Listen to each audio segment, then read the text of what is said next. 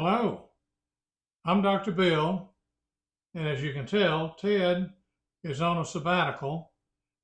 With the holiday coming up, I'm sure he's practicing his golf game, working on his suntan, maybe even trying to impress his daughters by keeping the yard mowed. Don't know, but we'll have him back soon. But I promised you on our last video that we were going to go back to Europe, go back to Germany. And about a month ago, we featured a delightful young family who had their own vineyard, their own winery, and produced their own wine, bottled and marketed it under the label of Weingut Rosenhof. It was a Smith family. In contrast, there are other organizations in which multiple growers come together to form a wine cooperative, in which they would add all of their wines together. In some cases have individual bottling, but that way they didn't individually have to go through the process of having their own winery, their own bottling, and so forth. And I'd like to introduce you to one such cooperative that's in the neighborhood of my daughter.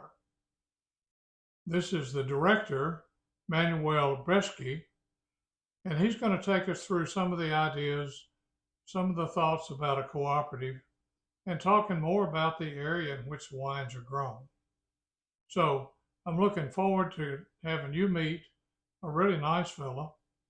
So let's go up on the Odenwald. I'm going to enjoy some Riesling, and I'll see you after the video. Okay. We're talking about the wine cooperative that here in Schriesheim, and the director is going to give us a little rundown on how different vineyards producing the same grapes are harvested and bottled either separately or bottled in a more generic form of that. So if I could ask you to repeat what you were saying, I'd appreciate it. So we are here in the middle of the Schriesheimer Schlossberg. Schriesheimer Schlossberg is a top site here in our region. And for example, it is 100% of Riesling everywhere. And exactly for our single vineyard wine, Schriesheimer Schlossberg, we cultivate just only the right hand side here because it's more steeper, the amount is less, the quality is better, it is more granite soil here in this area. And here on this side we produce more for our normal Riesling. And we have also a very special, this is on the upper side, this is just produced for a Riesling wine of two of our young ladies, young wine producer, with a little bit more residual sugar. And it's a beautiful wine, I love that, because our Riesling are a little bit special compared with the Riesling from Rheingau, from the Nahr to the Mosel. This is one of the warmest region in Germany. And if you have a warmer temperature, you get a less acidity level. So our Riesling has a lower acidity level compared to other Riesling here in Germany. That is a little bit special. But with the heat, it makes trying to gauge when to harvest your grapes a little bit more critical, doesn't it? Mm-hmm. The Riesling is not heat is not well tolerated. It depends what you want. So if you prefer a very fresh, easy drinking Riesling with a higher acidity, though that is typical for Riesling, then you prefer probably the Riesling more of the northern region. But maybe you know Riesling from Australia, or the Riesling from US, or the Riesling from France as well. There is it's another style of Riesling. I like that because the acidity level is lower. It's a little bit more full-bodied wine, and that is what Riesling like. Riesling can show you exactly where it grows. Riesling can show you exactly the soil, the temperature, the vineyard, and so on, and that is what makes Riesling so fascinating.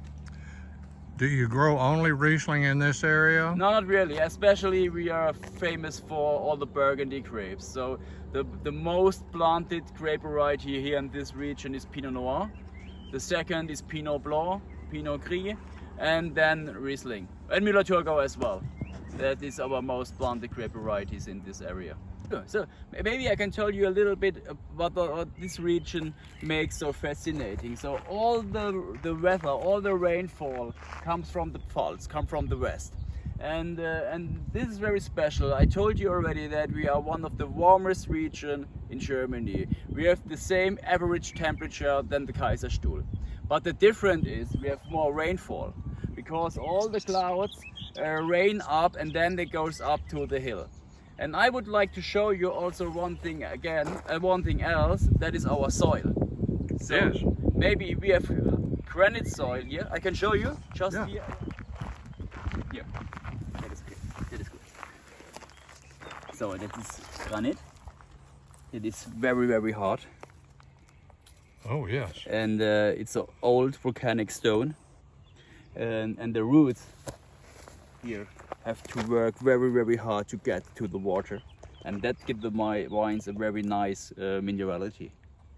That is very typical. So we have not the fruity Riesling. So fruity Riesling you find more in the Pfalz or in other region, but our wines have a very, very nice minerality.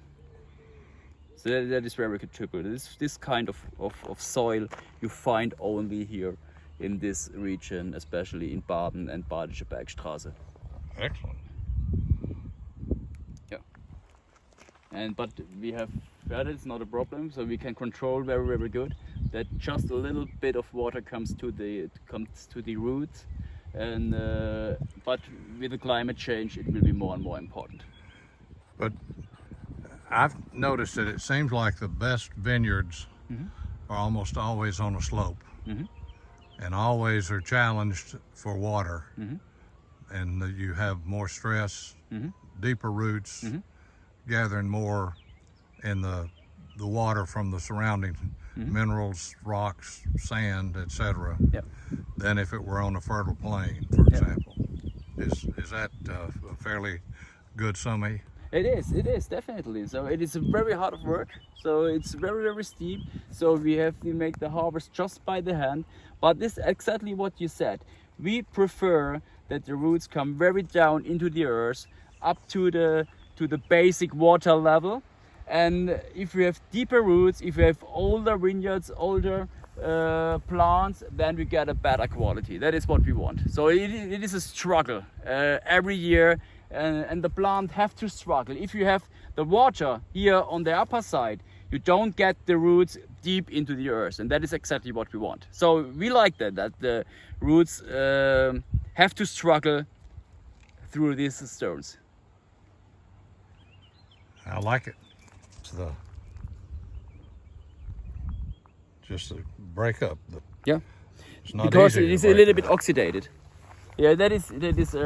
I can show you there around the corner. Then you can see that is that granite is very, very hard. It's one of the hardest stones which we have. Oh yeah. So, but it's just oxidated, and then you get this one. But that's breaking that up. You're going to have more minerals that are actually going to be absorbed. Yeah. Than big stones. Yeah. So that may not be a disadvantage. Yeah, exactly. Yeah. And you see also you have a little bit of iron in. Can you see that? Don't have to into the wine, and then we control it. And if we say okay, the quality is nice, then comes the machine and pick all the grapes. So we selected the bad quality before, and then comes the machine and make the harvest. So we can be guaranteed that just the best grapes come into the wine. And you're able then to quantify, to really qualify the different wines by that technique. We can do that, yes, yeah. With the technique, we have an optic sensory system, and then we can control the quality. Yeah. And we have a system that all the bad grapes goes down or out, whatever. So just the best quality comes into the wine. But the most important thing is that we make, I don't know the English word, a bad selection. You know, we select the bad quality, we pick it up, we cut it out, and then if they come the harvester, they select, they harvest only the best quality. That quality what we want. Okay. I hope that was informative. I certainly enjoyed my visit with Manuel. We're going to be going to Portugal next time, but prior to that, we're going to introduce you to a couple of folks, one in particular that I met along my travels in the next video or two, one that I admire from his YouTube, Konstantin Baum. So I had a chance to meet and interview him in Baden-Baden. So stay tuned for that. I think it's going to be very enjoyable. But in the meantime, as Ted says, like, subscribe, comment. And please do, because if there's some things you'd like for us to cover, some things you would like to suggest that we do, or actually tell us what some of your experiences are and favorite wines are, we'd love to hear.